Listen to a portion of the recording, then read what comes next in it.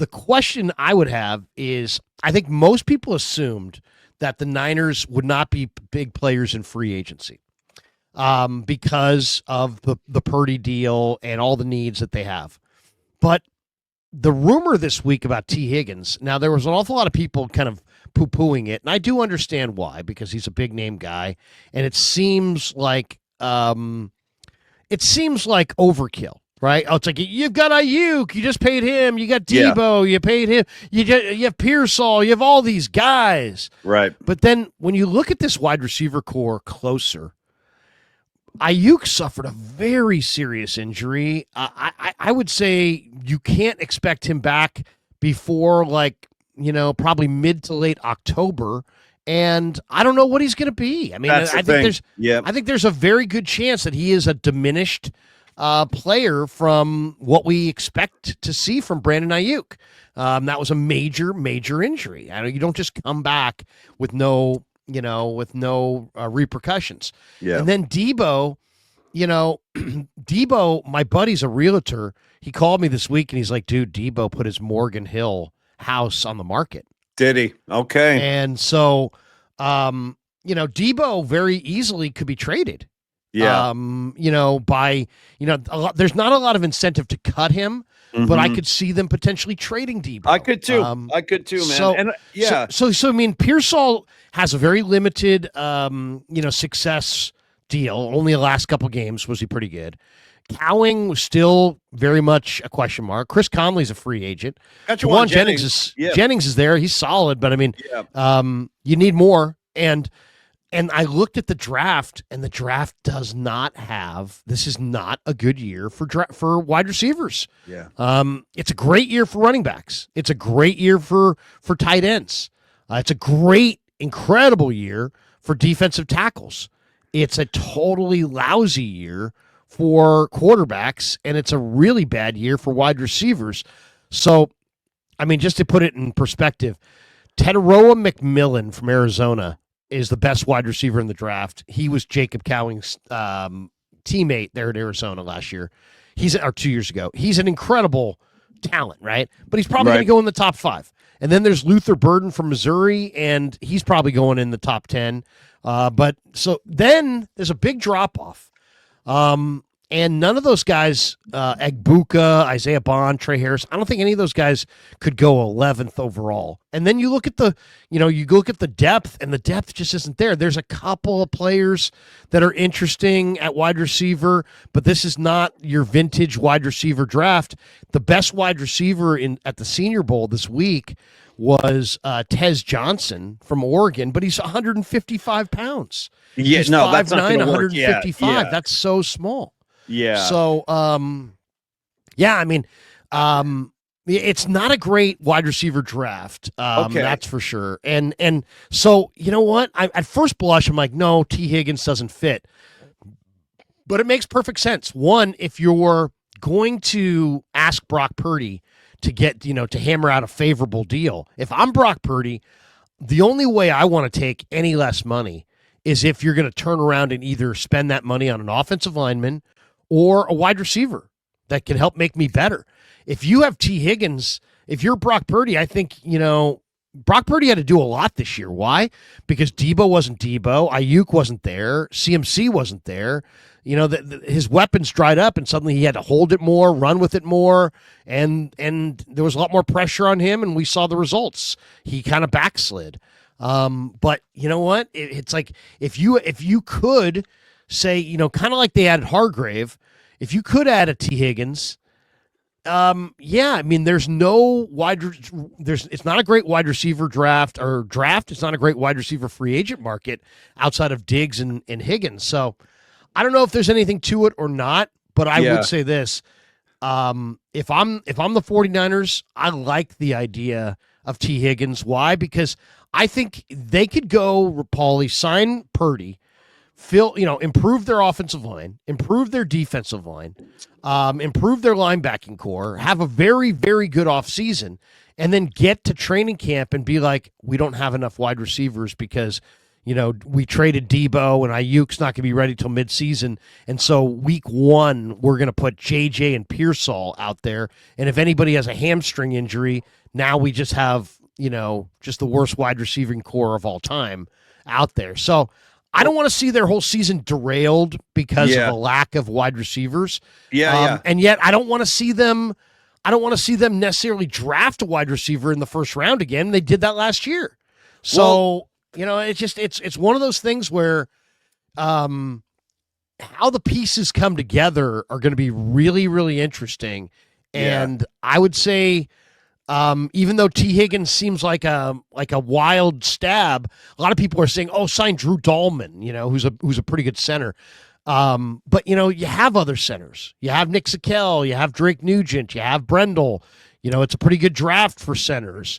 But it's not a very good draft for receivers. So if they could get T. Higgins, I'm all about T. Higgins. What do you think? Okay. Well, I want to ask you, it's interesting. It's an interesting conversation because I think in my mind, in a way, the jury is still out on Pearsall. Like I'm not automatically going to usher him into, starter status. Yeah, exactly. Because I just haven't seen enough. Like there are flashes, there's potential there, but I'm not quite sure yet that he's ready for that kind of commitment or that kind of responsibility. So I would go back to what you said about this draft not being good for wide receivers, but potentially having a lot of good running backs because Krugs, you mentioned Brandon Aiyuk. Like, what is he going to look like next year when he's back on the field? I think it's pretty safe to assume he's not going to be the same guy that we've seen in the past. Those injuries are really difficult to get all your stops and starts and mobility back.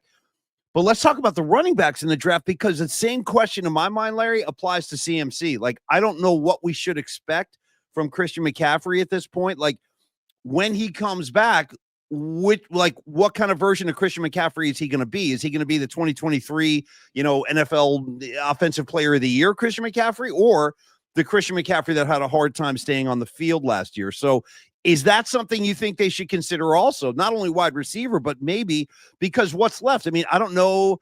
Eli Mitchell, I don't know what's left there or what his health status is. He's a free agent, I think. So there you go. So this is perhaps something else they're going to need to address is running back. Because if CMC can't go, suddenly there's like a potential void at that position too. Yeah. The latest on CMC was that he was saying that he was over the tendonitis in both Achilles, that he has gotten beyond that. So I don't know. I mean, I don't know what to make of that, really. Elijah Mitchell's a free agent. Patrick Taylor's a free agent. They have McCaffrey. They have Jordan Mason. He's a restricted free agent, but he can't go anywhere. They have Garendo. They have Juszczyk. And they still have Izzy Abanaconda. So, I mean, that's what they have at running back. The good news is that this is an epic draft for running backs. Do you expect them to make a move at that position? Do you think they'll grab one of these guys? Oh, yeah. I definitely think they're going to. First of all, this is one of the greatest running back drafts I can ever remember. I'm going to share the screen on this, and you can see the big board here for the running backs. It's pretty amazing. Here it is. So this is a great website, by the way. This website's called DraftTech, TEK.com. Nice.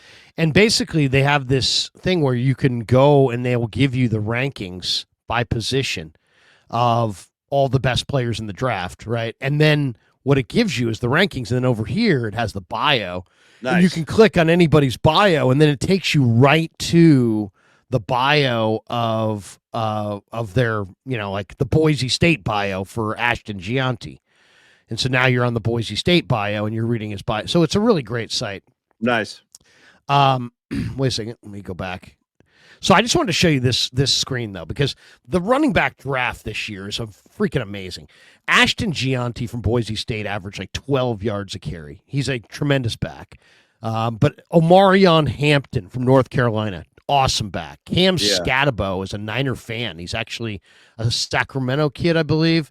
Played at ASU, and that kid was great. I mean, dude, that bowl game he played in, he took that game over single-handedly. And his old man up in the crowd, dude, I love his old man too. The both of them.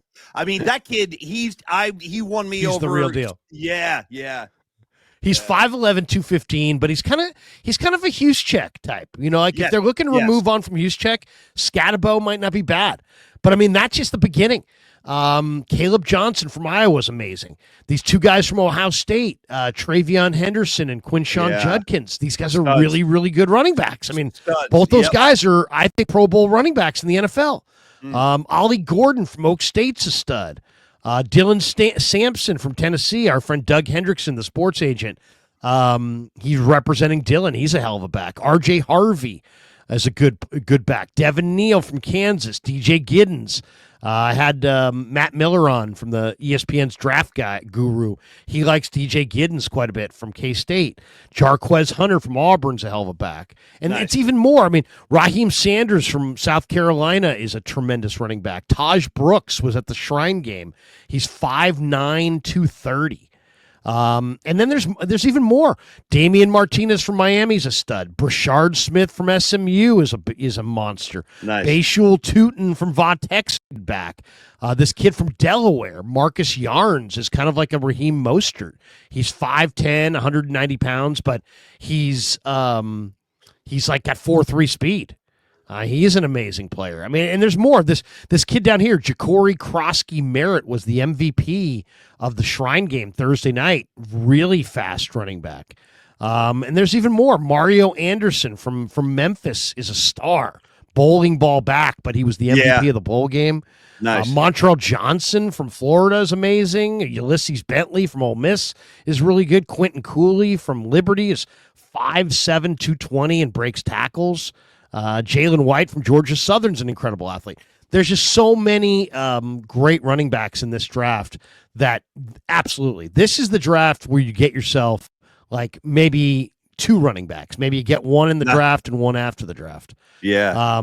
But yeah, this is definitely, a draft where you can get that running back. But let's go back to Aiyuk for a second because we were talking about Aiyuk and just looking at his situation.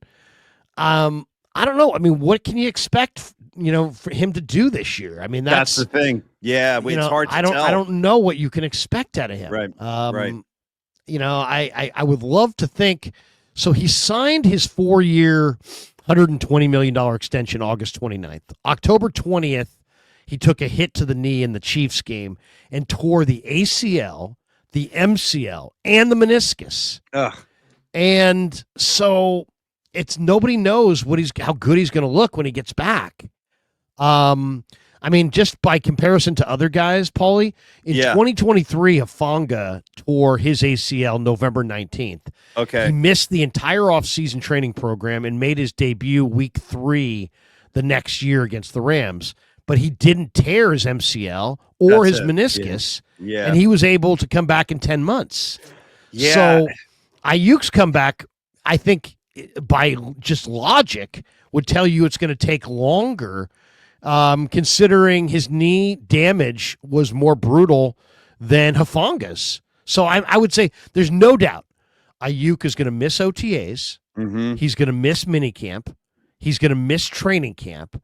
And he's going to try to come back at some point in the middle of the season. And I do expect him to play in 2025. But it's even last year. I don't know what you thought, but I thought he was a far cry last year from the year before. Just a shadow. He was a shadow of his. He was incredible self. 2 years ago. Incredible. 2 years ago, awesome. He was last year. Not that great. No question. And I thought 2 years ago, Brandon Aiyuk, he kind of emerged as the go-to guy. He was every bit qualified to be the number one receiver on the team.